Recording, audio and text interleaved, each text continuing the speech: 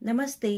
आज आपण झाऱ्याचा वापर न करता छान अशी गोल गोल बुंदी पाडून मोतीचूर लाडू कसे बनवायचे ते आज आपण पाहणार आहोत. चला तर लगेचच व्हिडिओला सुरुवात करूया. तर त्यासाठी सगळ्यात आधी आपल्याला बेसन पीठ घ्यायचं आहे. तर इथे मी 2 कप बेसन पीठ घेतलेलं आहे. बेसन पीठ चाळणीने चाळून घ्यायचं. चाळणीने बेसन पीठ चाळून घेतल्याने पिठामध्ये गुठळ्या राहत नाही आणि बॅटर आपलं एकदम स्मूथ तयार होतं. तर चाळल्यानंतर लगेचच आपल्याला पाणी टाकून आपल्याला याचं बॅटर तयार करून घ्यायचं आहे. अगदी पातळ आपल्याला याचं बॅटर तयार करायचं आहे.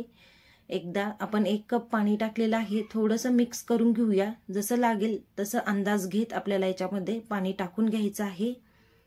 तर इथे मी साधारणतः 2.25 कप पाणी टाकलेलं आहे. 2 कप पाण्यामधलं एक 7 ते 8 चमचे पाणी शिल्लक राहिलेलं आहे.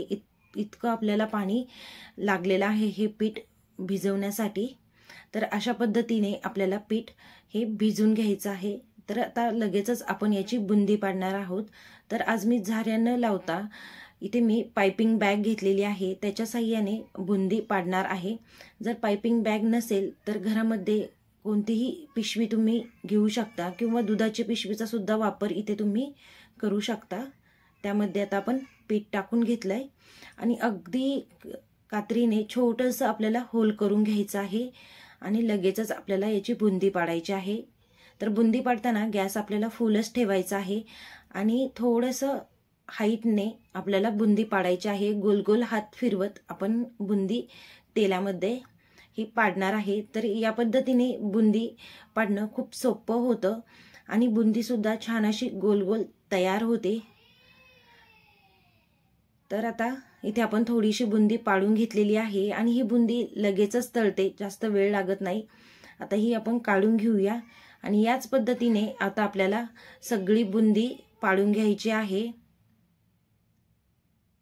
तर इथे तुम्ही पाहू शकता छान अशी आपली गोल गोल बुंदी पडली जाते. थोडासा हात वरती पकडायचा आणि थोडासा असा गोल गोल फिरवायचा म्हणजे व्यवस्थित अशी बुंदी पडली जाईल. तेलाचा अंदाज घेत आपल्याला किती बसेल इतपत आपल्याला बुंदी पाडून घ्यायची आहे. तर आपण सगळी बुंदी पाडून घेतलेली आहे.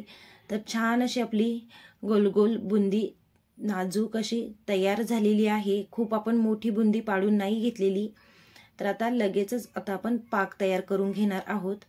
तर 2 कप पिठासाठी मी इथे 2.25 कप साखर घेतलेली आहे. 2 कप पिठासाठी 2 कप साखर घेतली तरी चालेल, पण खूप गोड होईल म्हणून मी 2.25 कप साखर घेतलेली आहे आणि 1.25 कप त्यामध्ये पाणी टाकलेले आहे. तर हे मोतीचूर लाडू बनवण्यासाठी आपल्याला एकतारी पाक बनवायची अजिबात गरज पडत नाही. साखर विरघळली की एक 5 मिनिट आपण हा पाक उकळून देणार आहोत. हलकासा चिकट झाला की लगेचच आपण यामध्ये बुंदी टाकून घेणार आहोत. तर हा पाक बनवणं खूप सोपं आहे, कारण याला तार वगैरे काहीच बनवावा लागत नाही. त्यामुळे अगदी झटपट हा पाक तयार होतो. तर इथे आपली साखर विरघळलेली आहे. एक 4 ते 5 मिनिट आपण हे असंच उकळत ठेवणार आहोत म्हणजे आपला पाक हलकासा चिकट होईल. यामध्ये थोडासा खाण्याचा रंग टाकलेला आहे. अगदी थोडेसे आपण यामध्ये मीठ टाकून घेऊया आणि आता लगेचच गॅस आपल्याला कमी करायचा आहे आणि कमी गॅस करून जी आपण बुंदी बनवली होती तर ती बुंदी आपण यामध्ये टाकून घेणार आहोत.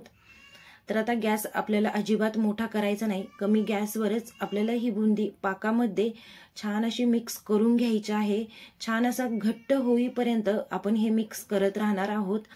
बुंदी टाकल्यानंतर लगेचच 1 ते 2 मिनिटांमध्येच हे मिश्रण घट्ट होतं, जास्त वेळ लागत नाही. बुंदी छान असा पाक शोषून घेते.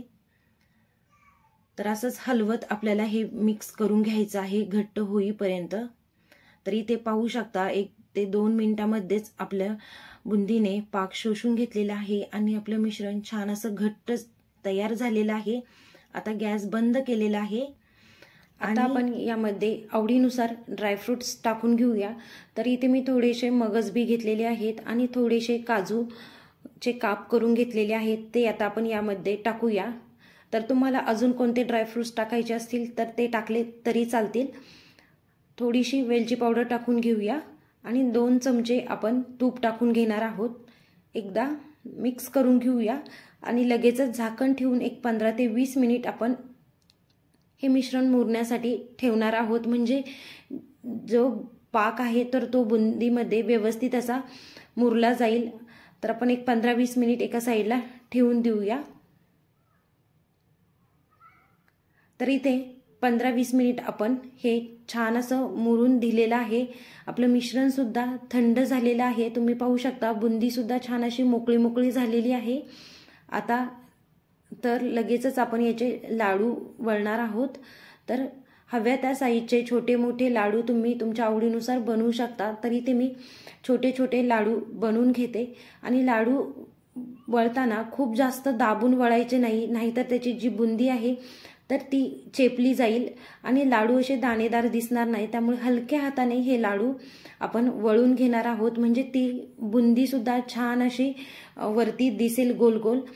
तर अशा पद्धतीने छोटे छोटे लाडू मी बनवून घेतलेले आहेत आणि अगदी सहज हे लाडू वळले जातात। जास्त काही त्याला मेहनत घ्यावा लागत नाही।